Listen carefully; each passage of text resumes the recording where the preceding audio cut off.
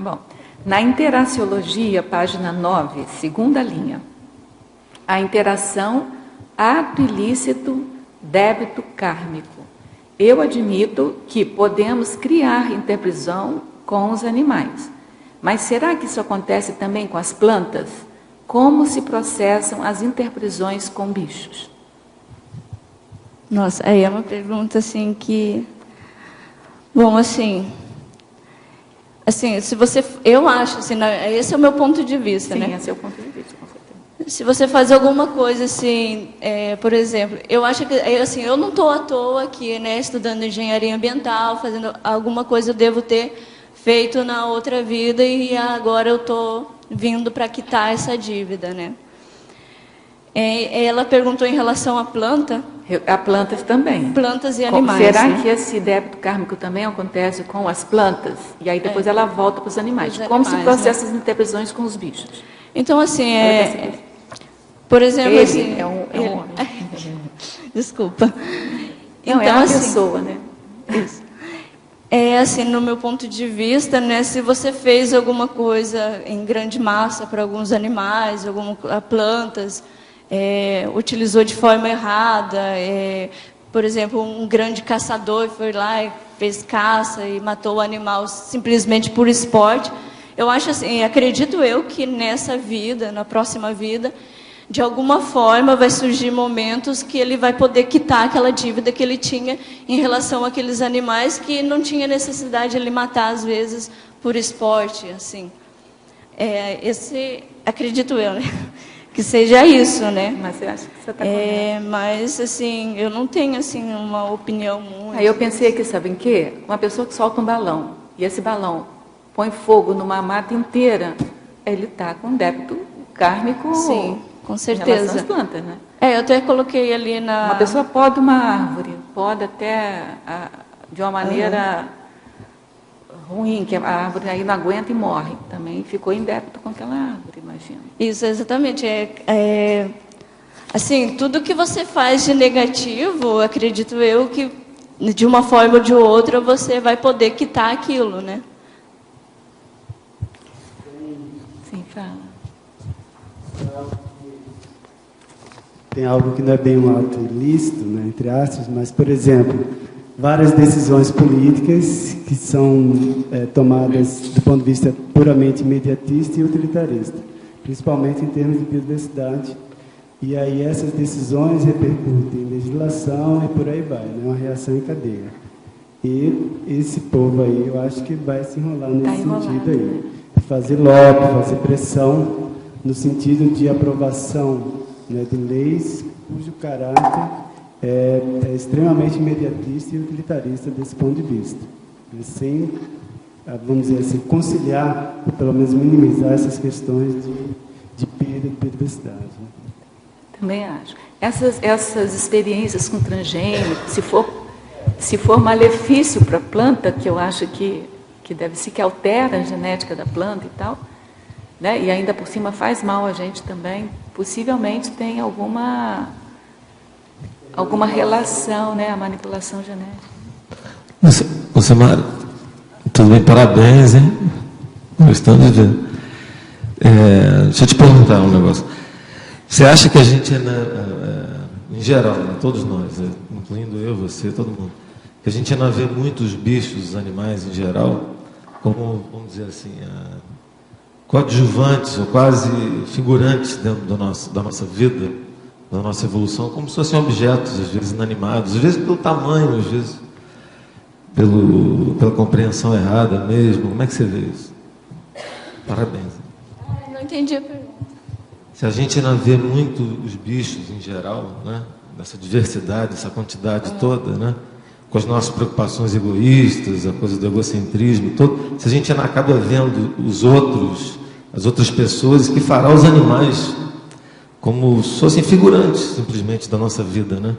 E às vezes até objetos inanimados, né? Então mata a gente, estou falando eu, inclusive, né? Mata como se fosse uma sujeira, um pó e um inseto seriam a mesma coisa, entendeu? Ah, sim, entendi. O que você acha disso? A gente não faz isso, por quê? Como é que a gente pode Como é que pode sair disso aí, ó? Melhorar isso. Sair eu acho meio difícil, né? Mas é melhorar essa situação. Então, assim, a partir do momento que você entende que você está inserido, que você é parte da natureza e que tudo que está em volta, as espécies têm vida, tem sentimento, não sei se tem bem sentimento, mas sente dor também. Então, assim, você começa a ter certa empatia, né, em relação às outras consciências. E, assim, eu acho, né, que as pessoas deveriam, né, tomar maior conscientização, mas às vezes também temos que pensar assim que como que a pessoa foi criada, né? Às vezes tem crianças, assim, eu já morei em vilas que já vi crianças que pegavam passarinhos e quebrava a asa do passarinho e outras coisas mais, assim, sem dar mínima para a vida daquele ser, né? Então, assim, tem que verificar, né, que às vezes a falta de educação na sociedade hoje em dia também pode refletir nessas questões. Então, assim, acredito que as pessoas assim, deveriam encaminhar para uma educação e também essa questão de educação ambiental entrar também, né? Mostrar o valor da vida, mostrar às pessoas que não somos os únicos no planeta Terra no qual vivemos. E assim eu acho que a pessoa nós como seres humanos vamos nos localizando melhor em relação a esses tipo de posturas, né? Uhum. Então, você acha que para quem não tem assim, esse lado da empatia mais desenvolvido, essa educação, essa consciência, esse nível melhor de compreensão de valorização da vida, né, do princípio de vida, do princípio consciencial, isso pode começar a ser fazer um ponto de mudança, né? Essa melhoria da compreensão da vida, dos princípios conscienciais. Você acha que pode ser por aí uma pessoa casca grossa, que não olha para os demais, às vezes nem para os seres humanos, né? Pode começar a partir do intelecto, da cognição a melhorar também? Pode ser um ponto de início, de virada, para ela começar a sentir um pouco os outros? A educação faz parte também, porém, assim, eu acho, né? Não só pela vivência da pessoa, assim, com o tempo, dia menos dia, vai dar um certo clique nela, que ela vai verificar, né, que ela teve posturas erradas em relação aos outros seres, né? As outras consciências. Tá legal, obrigado. Eu até gostaria de contribuir no sentido de que isso que a Lucimara falou é muito sério. Eu, enquanto mãe, vi muitas mães que, quando elas conversavam, os filhos maltratavam os animais que estavam ali ao redor. Seja na pracinha, seja fazendo concurso de quantas formigas cada um matou, seja puxando o gato ou fazendo maus tratos a cães. Criança, principalmente homem. Eu mesmo, ela falou no caso aí, não sei se nós já sabíamos. Eu mesmo e meu irmão, a gente quando era pequeno, eu me lembro bem uma vez, não estou fazendo aqui um testemunho aqui, criança, homem, ainda mais homem, né? Não é nem por maldade, a gente brincava tirando as coisas da adolescência, depois de estilingue, essas coisas, né? Mas quando a gente era pequenininho, bem pequeno, a gente brincava lá em Teresópolis, de um jogar irmão gêmeo, não é? Um jogava para o outro, jogava para cima para o pintinho, os filhotes de frango, né? Pintinho e planando. Né? Quer dizer, não era um negócio, não estava agredindo e tal, os bichos até que faziam a planagem, mas aí mais tarde a gente levou os bichos para o rio, os animais, e doou lá deixou meu avô tinha um lugar como se fosse uma garagem mecânica e distribuição de materiais nas laranjeiras. A gente deixou lá, e depois quando a gente voltou, olha a tomada de consciência, a gente voltou 15 dias depois, um mês depois, falou, cadê os nossos pintinhos, né? E não, infelizmente deu gato aqui no pedaço e tal, as galinhas em geral conseguiram fugir, mas aquele frango, como ele era manco, aí veio na nossa cabeça, a gente brincava de jogar ele, aí a gente teve que enfaixar a perna deles e tal, aí caiu a ficha, a gente criança falou, não, aquelas brincadeiras, olha a consequência que isso deu, ele não conseguiu fugir do gato, todos se salvaram e ele manco. Mas já era por isso isso aí entra a educação. Isso. Pai e mãe tem que educar. Não, meu pai e minha mãe até que tem gostam bastante, mas é naquela coisa do dia a dia, não Mas estavam olhando, saíam de casa, a gente Sim. ia lá naquela coisa instintiva.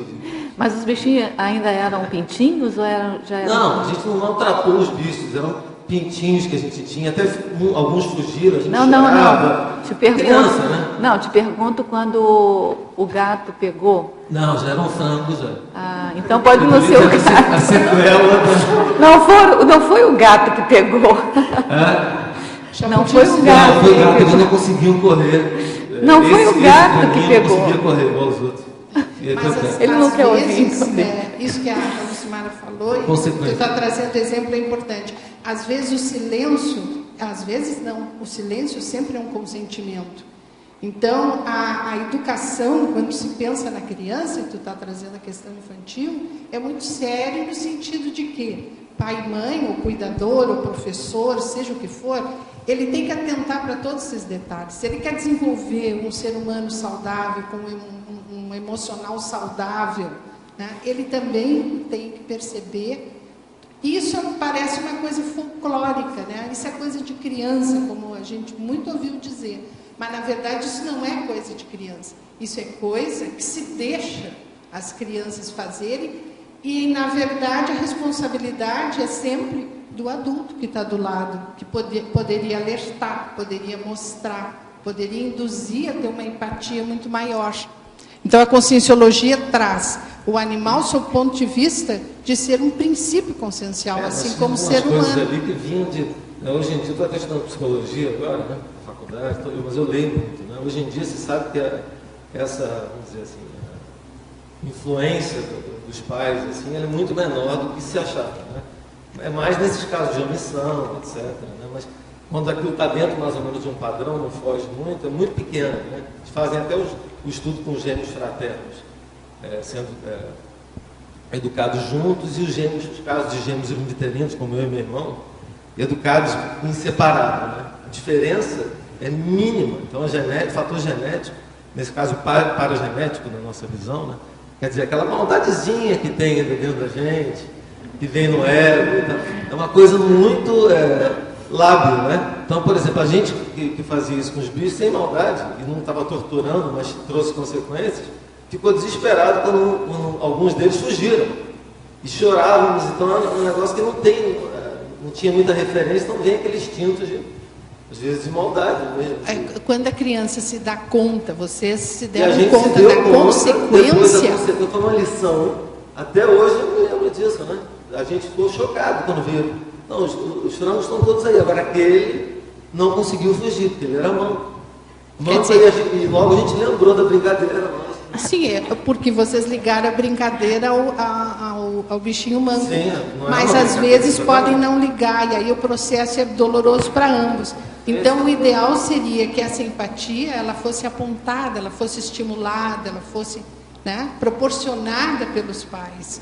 Porque criança, ela aprende experimentando, Eu estou dizendo que é o correto. Os pais não são casos extremos, eles gostam Não. dos animais. E Marcos, e hoje em dia as crianças vivem pouco com os animais, elas ficam mais no computador, na internet, é geração tecnológica, né? Não é mais aquela geração que brincava no pátio. Mas mesmo assim, esse distanciamento também leva um pouco à falta de empatia. Para alimentar, né? Você mexe muito em computador, alimentar bichinho virtual, desde que tinha aqueles eletrônicos, depois alimentar, brincar com fazenda só no computador virtualmente, né? Pode trazer um desvio grande de conceito e compreensão.